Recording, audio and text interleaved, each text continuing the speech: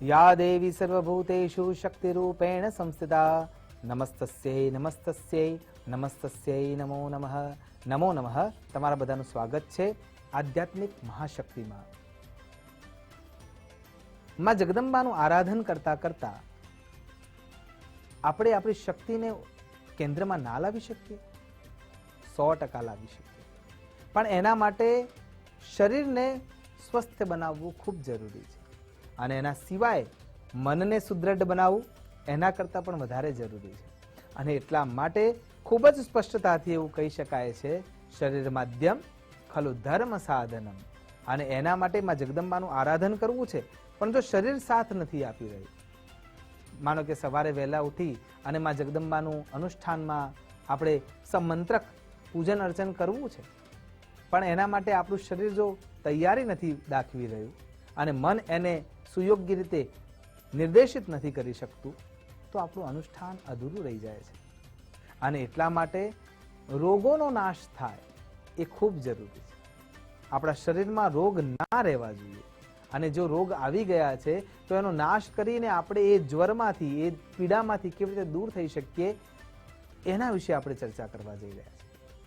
ચંડી પાઠના 700 મંત્રોમાં એક અદ્ભુત મંત્ર છે, શ્લોક રૂપે પણ આપણે એને પૂજિત કરી શકીએ છીએ, અને એ શ્લોક છે રોગાન શેષાન પહંસि તુષ્ટા રુષ્ટાતુ કામાન સકલાન ભિષ્ટા ત્વામશ્રિતાનામ રવિપન્નરાણામ ત્વામશ્રિતાયા શ્રેયતામ પ્રયાંતિ। આનું આરાધન કરવામાં આવે ને તો રોગોનો નાશ 100% થઈ શકે છે, કેમ કે કોઈ પણ શાસ્ત્ર ક્યારેય ખોટું હોઈ શકે નહીં। રોગાન શેષાન, રોગ કોઈ જગ્યાએ રહી શકતો જ નથી, પણ કેવી રીતે? બીજ મંત્રોના આરાધન સાથે। આ મંત્ર તો તમને સાધ્ય કરવા માટે છે જ કે આ મંત્રનું વારે વારે આરાધન કરવામાં આવે, માં જગદંબાના મૂર્તિના રૂપને જ્યારે પૂજિત કરવામાં આવે, એના ઉપર અભિષેકાત્મક પ્રયોગ કરવામાં આવે તો સરળતાથી એનો લાભ મળી શકે છે। માં જરાય શંકા નથી, સંશય આત્મા વિનશ્યતિ, શંકા રાખવાથી વિનાશ જ થાય છે। કેટલાય વર્ષોનો સંબંધ હોય બે મિત્રોના અંદર, પણ જો એક શંકાનું કાણું પડે તો એ વિશ્વાસની નાવડી પણ ડૂબી જાય છે। અને એટલા માટે જગદંબા પ્રત્યે જે પ્રીતિ છે, જગદંબામાં જે વિશ્વાસ છે, એ વિશ્વાસ ક્યારેય ડગવો ના જોઈએ। અને એ જગ્યાએ તમારે જો એનો પરચો મેળવવો છે તો આ જ મંત્ર દ્વારા રોગાન શેષાન પહંસि તુષ્ટા રુષ્ટાતુ કામાન સકલાન ભિષ્ટા ત્વામશ્રિતાયા રવિપન્નરાણામ ત્વામશ્રિતાયા શ્રેયતામ પ્રયાંતિ, આ મંત્રનો વારે વારે પ્રયોગ કરવાથી તમારા શરીરના અંદર તંત્રિકાઓના ધ્રુજારીથી તમારી ઉર્જા આત્મસાત થવા લાગશે। 110 પ્રકારના ચક્રો શરીરમાં રહેલા છે, મુખ્ય 7 ચક્રો છે, 3 નાડીઓ સાથે ઈડા પીડા અને સુષુમ્ણાને સંશોધિત કરીને, એટલે કે પ્રાણાયામ સાથે ધીરે ધીરે શ્વાસને અંદર લેવાનો છે, રોકવાનો છે, આ મંત્રનું આરાધન કરવાનું છે, વચ્ચે વચ્ચે શ્વાસ છૂટી જશે વાંધો નથી, અથવા હોઠ બંધ કરીને માળા હાથમાં લઈને ભગવતીનું સ્મરણ કરતા કરતા આનો પ્રયોગ તમે કરતા રહેશો ત્યારે પણ આ શબ્દ ભંડારથી તમારા શરીરના અંદર શુદ્ધતા આવવા લાગશે। જ્યારે આપણે કોઈ પણ ક્રિયા સાથે જોડાઈએ છીએ અને જ્યારે આંખો બંધ છે, સમાધિસ્થ અવસ્થાએ પહોંચવું તો ઘણું મુશ્કેલ છે, પણ જ્યારે તમે એ રસ્તા ઉપર ચાલી રહ્યા છો ને ત્યારે તમારા શરીરના અંદર એક ઉર્જા ઉત્પન્ન થાય છે, જેને આપણે આપણા શરીરના આજુબાજુમાં ઓરા તરીકે જોઈએ છીએ। એ ઓરા જ્યારે તમે સુયોગ્ય સંગીત સાંભળો, સારા શબ્દો સાંભળો, વિદેશના અંદર જ્યારે કોઈ વૃક્ષને કાપવાનું હોય છે ને તો એને પહેલાં સીધું કાપવામાં નથી આવતું, એ વૃક્ષના નજીક જઈને લોકો એના માટે ખરાબ શબ્દો બોલે છે, અને એ ખરાબ શબ્દો સાંભળવાથી એ વૃક્ષ જાતે જ નાશ પામવા લાગે છે, પછી એને કપાય છે। આવું થાય કેમ કે શબ્દોના અંદર તાકાત છે। જો આ વૃક્ષ ઉપર લાગુ પડતું હોય તો આપણા શરીર ઉપર તો 100% લાગુ પડે જ। અને એટલા માટે જે મંત્ર તમને આપવામાં આવ્યો છે, જે શ્લોક તમને આપવામાં આવે છે, જે બીજાક્ષર તમને સમજાવવામાં આવે છે, એનું આરાધન તમે કરશો તો 100% તમને તમારા રોગોમાંથી મુક્તિ મળે છે અને મળે જ છે। અને એટલા માટે જગદંબાના આરાધનામાં ચંડીપાઠના માધ્યમથી આવું સ્પષ્ટ રૂપે કહી શકાય છે, રોગાન શેષાન, રોગ રહી શકતો જ નથી. રોગાન શેષાન પહંસ તુષ્ટા. માં જગદંબા જ્યારે ખુશ થાય છે એની આરાધનાથી, અહીંયા એ પણ વિચારવું જરૂરી છે કે માં જગદંબાની આરાધના કરીએ તો જ માનો આશીર્વાદ મળે? ના, જરાય નહીં. પણ એના સામે તમારી દ્રષ્ટિ જાય તો એના તરફથી જે મળતી ઉર્જા છે ને, એ ઉર્જા સરળતાથી તમારા, જેમ પેલા વૃક્ષના નજીક જે શબ્દો બોલાતા હતા તો એ ખરાબ શબ્દો હતા, તો એ જે ઓરા છે એ ઓરા ત્યાં એને નુકસાન કરી રહ્યું હતું.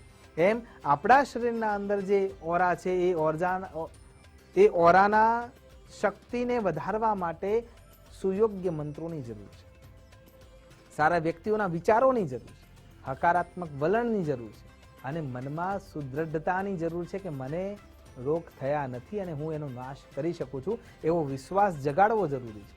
વિપશ્યના યોગ પણ આ જ તો કાર્ય કરે છે. હાથમાં ટાંકણી વાગી છે કે કોઈ વસ્તુ વાગી ગઈ છે અને લોહી નીકળી રહ્યું છે, તો તમારી પરિકલ્પના, દુખાવો તો થવાનો જ છે, પણ એ વખતે તમારી પરિકલ્પના એવી હોવી જોઈએ કે આ મારી આંગળી નથી અને મને દુઃખ થતું નથી. તો ધીરે ધીરે એ રક્ત સંચાર પણ સ્થિર થઈ જશે. કઠિન છે, પણ પ્રયોગ કર્યા વિના આપણે જો આંગળી ઉપાડીએ છીએ તો સમજવાનું છે કે આપણે વિચાર વિહીનતા તરફ જઈ રહ્યા છીએ. અને એટલા માટે દેવીની આરાધના કરતા વખતે આ મંત્ર દ્વારા, આ આરાધના દ્વારા આ શક્તિને આપણે આત્મસાત કરી શકીએ છીએ. રોગાન શેષાન પહંસ તુષ્ટા હૃષ્ટા તુ કામાન સકલાન ભિષ્ટા ત્વામશ્રિતાયા રવિપન્નરાણામ ત્વામશ્રિતાયા શ્રયતામ પ્રયાંતિ ત્વામશ્રિતાનામ રવિપન્નરાણામ. દેવીની ખાલી જગદંબાની, માં ભગવતીની, માં પરાંબાની ખાલી આશ્રિતતા સ્વીકાર કરીએ ને ત્યારે આ મંત્ર ખરા અર્થમાં ઉજાગર થાય છે અને આપણા તમામ પ્રકારના રોગોનો નાશ કરે છે. હૃદય માટે મેં પહેલા પણ કહ્યું છે કે લમ લલિતાય નમઃ, ખાલી બીજ મંત્રથી તમે હૃદયનું સંચારણ શુદ્ધ કરી શકો છો. માનસ તંત્રને જો તમારે શુદ્ધ કરવું હોય, તમામ પ્રકારની ચેતા તંત્રિકાઓને વધારવી હોય તો ઐમ નમઃ, ઐમ નમઃ, ઐમ નમઃ આ બીજ મંત્ર દ્વારા તમે તમારી તંત્રિકાઓને ઉર્જાવાન કરી શકો છો. આંખોની ઉર્જા વધારવી છે તો પણ કેવળ ભ્રામરી પ્રયોગથી, ભ્રમરી રૂપે માં જગદંબા મનની ગુંજારવમાં સ્થિર છે અને એટલા માટે માં ભ્રમરચી રૂપે પણ પૂજાય છે. તો જ્યારે તમે પ્રાણાયામનો આસ્વાદન લો છો અથવા પ્રયોગ કરી રહ્યા છો ત્યારે ભ્રામરી મુદ્રાથી જ્યારે જગદંબાનું આરાધન કરો છો, તે ભ્રમર ગુંજન થઈ રહ્યો છે ઓમકારના નાદ સાથે, હોઠ હલાવ્યા વિના, તો એના અંદર જે શક્તિ રહેલી છે એ શક્તિ પણ ક્લીમકાલી કામરૂપિન્ય, અને એ કામરૂપી ઉર્જા ત્યાં પણ સ્થિરતા આપવાવાળી બની જાય છે. જેના શરીરના અંદર લોહી ગંઠાવા લાગ્યું છે એને લાલ કલરના વસ્ત્રો પહેરી અને આ મંત્રનું આરાધન કરતા રહેવું જોઈએ. જેના શરીરના અંદર નાડીઓ તૂટી રહી છે, થાક લાગી જાય છે, શરીર છે ને જલ્દી તણાવગ્રસ્ત થઈ જાય છે, થાકી જાય છે, મનથી ઉદ્વિગ્નતા આવી જાય છે, એને સફેદ રંગના વસ્ત્રો પહેરી અને આ મંત્ર દ્વારા જગદંબાનું આરાધન કરવું જોઈએ. જેને પોતાના વિચારોની કાંતિને ઉત્તમતા આપવી છે અને લીલા રંગના વસ્ત્રો પહેરી અને માં જગદંબાની આ જ મંત્ર દ્વારા આરાધના કરવી જોઈએ.